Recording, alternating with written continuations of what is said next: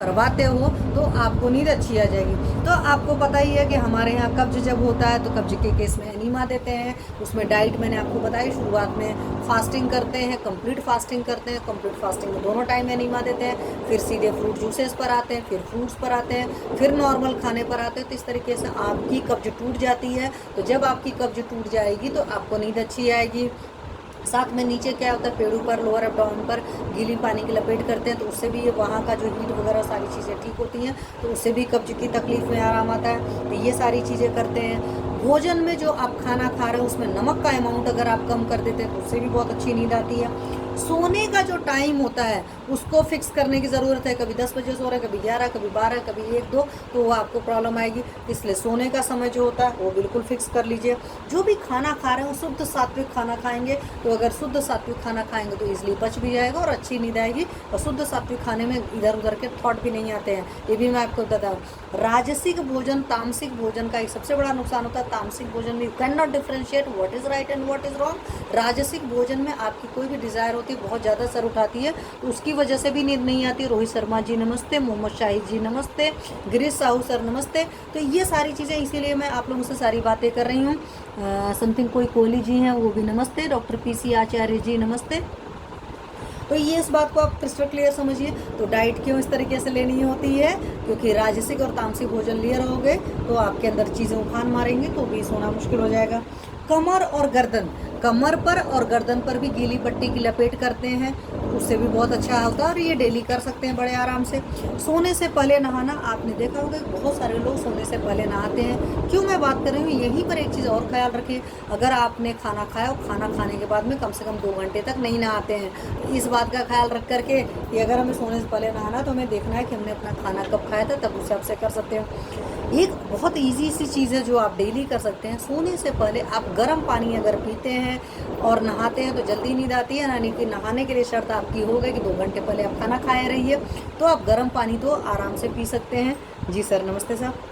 अवगाहन वगैरह कर सकते हैं। हमारे यहाँ होता है ना, जैसे आजकल बाथ टब वगैरह होता है, उसमें पानी डाल करके आराम से लेट गए, लेकिन अगेन शर्त वही होगी खाना खा करके कम से कम 2 घंटा बीत चुका हो, तभी जाकर आप अवगाहन करते हैं। और ये जो अवगाहन होता है बाथ टब में बैठने वाला, ये 15 से 30 मिनट तक के लिए कर सकते हैं, तो उससे बहुत अच्छी नींद आती है।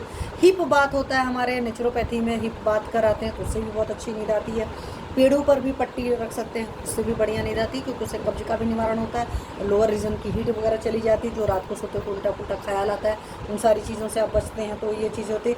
हॉट फुट बाथ मैंने हमेशा आप लोगों को बताया, उस पर एक पूरा प्रॉपर सेशन लेकर के रखा हुआ है, जाकर के देख लीजिएगा। मतलब वीडियो बनाया हुआ था, एक सेशन में बताया भी है। अगेन आज फिर से बता देती हूँ। हॉट फुट बाथ में भी शर्त वही होती, खाना खाने से पहले करिए, मतलब खाली पेट करिए, या खाना खाने के 2 घंटे बाद करिए। तो उसमें बाल्टी में पानी ले लिया जाए, तो जो आप घर पर कर सकते हो उस तरीके में मैं बता रही हूँ। तो उसमें पानी डाल करके बर्दाश्त करने जितना गर्म पानी हो, आपके घुटने के नीचे तक पानी होना चाहिए, पैर उसमें भिगा करके पूरा, मतलब आप चेयर से अपने आप को कवर कर लेते हो और कवर करके आप सो जाते हो। मतलब सॉरी, कवर करके 10 मिनट आप मतलब बैठ करके आराम करते हो, आँखों बंद करके रह गए, और 10 मिनट बाद जब उसमें से निकलते हैं तो आधा से 1 मिनट के लिए अपना जो होता है पैर धोते हैं और 10-15 मिनट की वॉक करते हैं, तो उससे भी बहुत अच्छी नींद आती है। और सबसे बड़ी बात है, हॉट फुट बाथ का एक फ़ायदा ये होता है कि आपको नींद बहुत अच्छी आती है। पैरों में अगर दर्द रहता है उसकी प्रॉब्लम सॉल्व हो जाती है। कंजेशन वगैरह की प्रॉब्लम है चेस्ट वगैरह में, तो वो प्रॉब्लम सॉल्व हो जाती है। हाई BP वगैरह की प्रॉब्लम है तो वो सब सारी चीज़ें सॉल्व हो जाती है। तो बहुत अच्छा इलाज है ये चीज़ फॉलो कर सकते हैं। सुबह सुबह लेमन वाटर ले सकते हैं, फ्रिक्वेंट लेमन वाटर भी ले सकते हैं, लेकिन बहुत ज़्यादा नींबू पानी पीने को मैं मना करती हूँ, क्योंकि बॉडी से अगर एक्सेस कैल्शियम निकल जाता है तो भी प्रॉब्लम होता है। सुबह सुबह भीगी घास पर जो टहलना होता है वो भी बहुत अच्छा सा, सत्यम उपाध्याय जी नमस्ते, तो वो भी एक बहुत अच्छा ऑप्शन होता है, जिससे आपको बहुत अच्छी नींद आती है। तो इसमें आप देख रहे हैं मेजॉरिटी ऐसी चीज़ें, जैसे आपको गीली घास पर, सुबह सुबह भीगी घास पर चलना, ये बहुत बढ़िया तरीका था। आप पता चल रहा है कि सोने से पहले गर्म पानी पी ले रहे हैं, उससे भी आपको अच्छी नींद आ रही है। आप चिंता उनता सब सारी चीज़ें छोड़ छाड़ करके, मतलब इसमें मेजॉरिटी चीज़ें, एक एनीमा ऐसा है जो नेचुरोपैथी सेंटर पर जा करके, या जो कब्ज कब्ज टूट रहे हैं तक में जो चीज़ें फॉलो करनी है वो चीज़ें अपने घर पर रहकर मुश्किल हो पाता है, बट जिनकी इच्छा शक्ति अच्छी होती है उनको अपने घर पर भी ये चीज़ कर सकते हैं। बट एनीमा के लिए मैं हमेशा कहती हूँ किसी दूसरे के हाथ से लीजिए, अपने हाथ से मत लीजिए।